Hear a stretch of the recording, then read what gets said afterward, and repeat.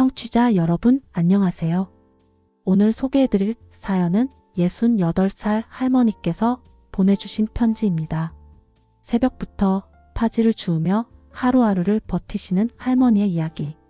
그리고 그 곁을 지키는 작은 생명과의 특별한 인연입니다.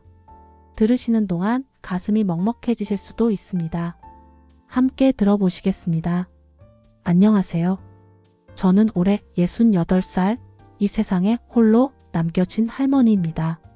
자식도 형제도 찾아주는 이 하나 없이 혼자입니다. 이 나이가 되도록 혼자라는 게 얼마나 쓸쓸한 일인지 말로는 다 표현할 수가 없습니다. 제 하루는 동이 트기도 전 어둠이 채 가시지 않은 새벽 4, 5시부터 시작됩니다. 녹슨 바퀴가 삐걱거리는 낡은 리어카를 끌고 구부정한 허리를 억지로 펴며 동네 골목골목을 헤맵니다. 누군가 버린 종이박스, 짓눌린 빈캔, 구겨진 페트병을 하나하나 주워 담습니다. 무릎은 쑤시고 손가락 마디마디는 시려서 감각이 없습니다. 겨울이면 찬바람에 손등이 갈라져 피가 배어 나오지만 멈출 수가 없습니다. 해가 중천에 뜰 때까지, 아니 해가 기울 때까지 온종일 돌아다녀도 고작 몇백 원. 운이 좋으면 1,000원, 아주 좋은 날이면 2,000원을 손에 쥡니다. 그게 제 하루 벌이의 전부입니다. 그 돈으로 하루 끼니를 때우고 내일을 버텨야 합니다. 얼마 전만 해도 국밥 한 그릇이면 서민들의 든든한 한 끼였습니다.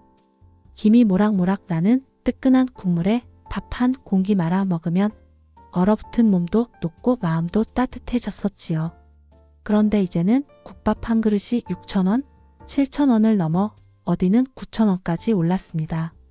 하루 종일 허리 굽혀 파지를 주워도 손에 쥐는 건 1,000원, 2,000원 뿐인데 어떻게 그 비싼 국밥을 감히 먹을 수 있겠습니까?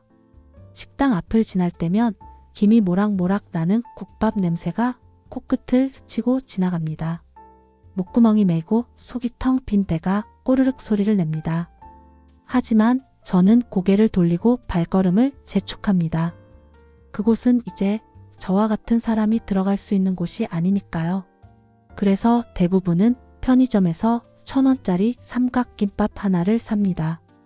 비닐을 뜯어 반은 제가 먹고 나머지 반은 비닐봉지에 조심스럽게 싸서 주머니에 넣어둡니다. 길에서 만날 작은 생명을 위해서입니다. 아니면 집에 돌아와 라면 한 봉지를 끓입니다. 물을 아껴야 하니 면만 삶아 건져냈고 스프는 반만 넣습니다. 국물도 마지막 한 방울까지 남김없이 마십니다. 값싼 라면은 어느새 제게 가장 익숙한, 아니 유일한 밥상이 되어버렸습니다.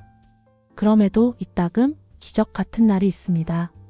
평소보다 파지를 조금 더 많이 주워 팔아서 손에 서너 1,000원이 들어올 때가 있습니다. 그럴 때면 저는 주머니 속 구겨진 지폐를 꼭 쥐고 오랜만에 전통시장으로 발걸음을 옮깁니다. 가슴이 두근거립니다. 마치 어린아이가 소풍을 가는 것처럼 설렙니다. 겨울바람이 매섭게 불어 손끝이 얼어붙고 온몸이 떨리는 날이면 시장 한켠 허름한 국수집으로 들어갑니다. 주인 할머니는 저를 알아보고 고개를 끄덕입니다. 말없이 내민 2,000원을 받고 잠시 후 김이 폴폴 나는 잔치국수 한 그릇을 내어줍니다. 떨리는 손으로 젓가락을 들고 뜨거운 국물을 한 모금 마십니다. 그 순간 눈물이 핑 돕니다. 따뜻한 국물이 목을 타고 내려가며 얼어붙었던 몸이 스르르 녹아내립니다. 면발을 후루룩 삼키며 저는 생각합니다. 아, 나도 아직 사람이구나. 아직 살아있구나. 운이 정말 좋으면 3,000원을 들고 가서 국밥을 시킵니다. 뚝배기에 담긴 국밥은 제게 세상 그 무엇보다 귀한 보약입니다. 고기 한 점, 파 한 줄기도 남김없이 소중히 먹습니다. 국물을 다 마시고 나면 가슴 한편이 뜨거워집니다.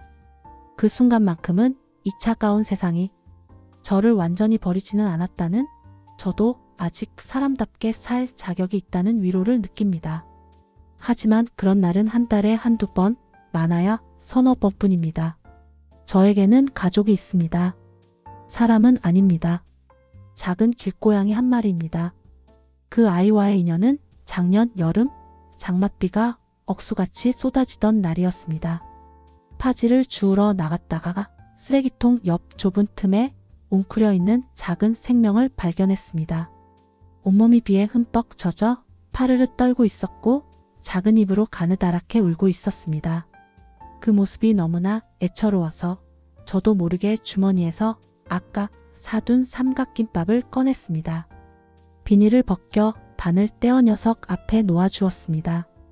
녀석은 조심스럽게 다가와 밥알을 핥기 시작했고 그 모습을 보며 저는 가슴 한편이 따뜻해지는 걸 느꼈습니다. 그 후로 녀석은 매일 제 곁을 떠나지 않습니다. 제가 새벽에 리어카를 끌고 나서면 어디선가 나타나 졸졸 따라옵니다. 제가 벤치에 앉아 숨을 고르면 슬그머니 다가와 옆에 웅크립니다. 제가 삼각김밥을 먹으면 조용히 제 눈을 바라보며 기다립니다. 아무 말 없이 그저 곁에 있어줍니다. 저는 아무리 배가 고파도 꼭 나눠줍니다. 1,000원짜리 삼각김밥이라도 반은 제가 먹고 남은 반은 녀석에게 건네줍니다. 라면을 끓이면 면 몇 가닥을 건져 식혀서 줍니다.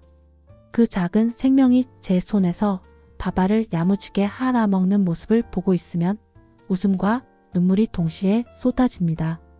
그래, 세상은 날 외면해도 너만큼은 나를 기다려주는구나. 너만큼은 내가 필요한 존재구나. 그 생각만으로도 제 가슴은 벅차오릅니다. 하지만 요즘은 점점 더 힘들어지고 있습니다. 파지를 줍는 노인분들이 부쩍 늘었습니다. 모두가 저처럼 하루하루를 간신히 버티는 분들입니다. 박스 하나를 두고도 서로 눈치를 봅니다. 누가 먼저 가져갈까? 조마조마한 마음으로 발걸음을 재촉합니다. 어떤 날은 해가 질 때까지 온 동네를 돌아다녀도 리어카가 텅 빈 채로 집에 돌아올 때가 있습니다. 그럴 때면 주저앉고 싶습니다. 무릎을 끌어안고 그냥 울고 싶습니다. 이렇게까지 해서 살아야 하나? 이게 사람의 삶인가? 깊은 한숨이 절로 새어나옵니다. 하지만 고개를 들면 제 뒤를 묵묵히 따라오는 작은 그림자가 보입니다.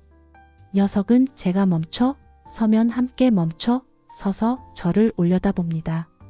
그 맑은 눈을 마주하면 저는 다시 마음을 다잡습니다. 내가 무너지면 이 아이는 어떡하지?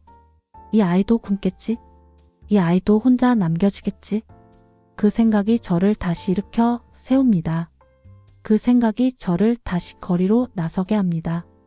혹시 이 편지가 세상에 알려진다면 저는 이렇게 말씀드리고 싶습니다.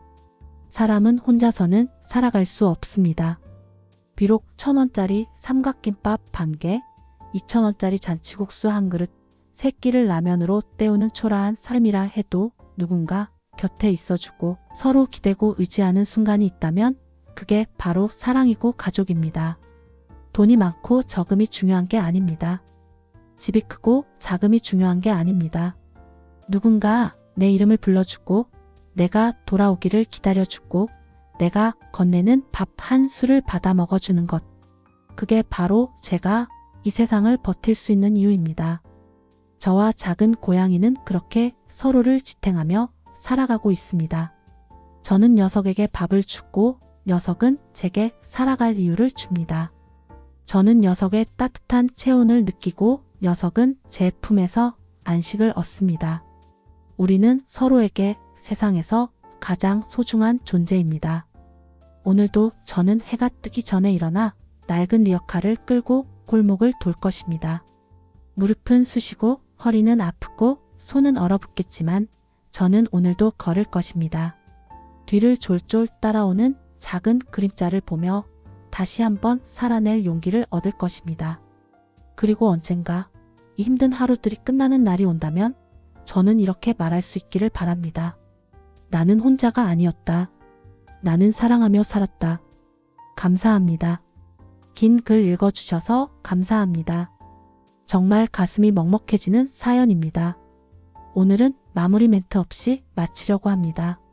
지금까지 사랑한 죄박해였습니다.